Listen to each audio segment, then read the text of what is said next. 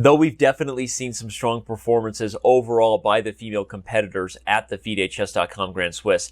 In round 4, there was something quite literally missed on the aisle by two of our favorite women's players, and we wanted to break it down for you in this video segment as we found it instructive and something possibly applicable to our own games. Let's dive in. In the first game here between Ekaterina Otzalik and Axel Bachmann, after the dark square bishops have been traded, and the white queen finds herself deep in enemy territory, it's the kind of position that lends a false sense of security to white, making you feel like if anybody should be worried here, it would only be black. It's precisely that type of mindset that allowed Ekaterina to play the move knight to f4, seemingly a very strong idea to attack the e6 pawn and bringing yet another attacker into the king side. The problem is that this move literally loses on the spot to knight to f7, and suddenly the queen has completely trapped herself, running out of squares. The only move would be queen to h4, but after g5, black would have won a piece for free, maybe more to follow with the attack. Because of that, Ekaterina literally just resigned on the move knight f7. In another game we saw being played across the way, one where Elena Danielian, the reigning women's speed chess champion, had really been better as black for a very, very long time in this game, pushing the Dutchman Erwin Lamy to the brink, where white had to find several very good defensive moves just to be here, guarding h3, keeping an eye on f2. But again, it was exactly that type of psychological mindset where black felt comfortable, Elena likely feeling even a little frustrated that she hasn't converted yet. In a position where sometimes you feel you're the only one who can win, that you're playing for two results, it can allow you to maybe underestimate your own potential weaknesses.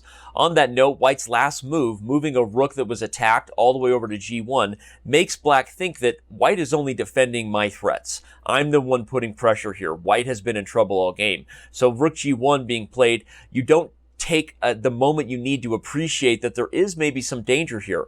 On that note, Elena played the move queen to e6, bringing the queen and rook back together and thinking to herself that she's guarding the rook and hitting h3.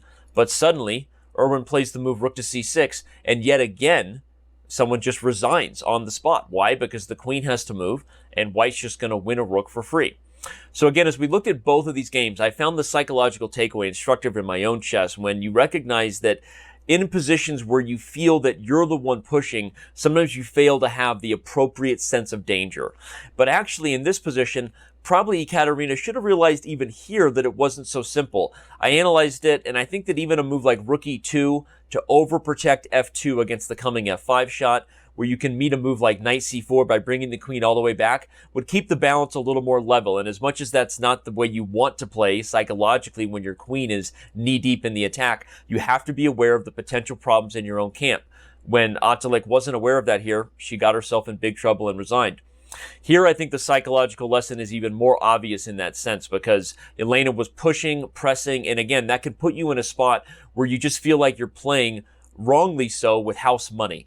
So let's take this lesson as a moment to appreciate that we always have to be aware of our own weaknesses in a position, even if we think we're better, even if we are better. If Yelena had played the move rook f6 to double up here, or even the move rook e6, she definitely maintains the balance. Probably black is still the only one who can be a little bit better with white's king potentially open, and she would have been fine. But that false sense of security allowed her to play queen e6, and then forced her to resign on the spot after the move rook c6.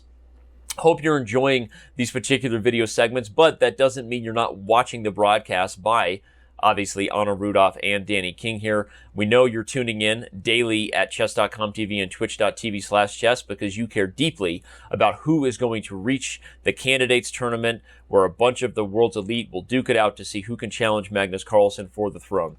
Hope you like these instructive breakdowns as well, even if you happen to be seeing it for the first time on the live broadcast. Leave us a like, leave us a subscribe if you're watching on one of our social media platforms, and I will see you around on Chess.com.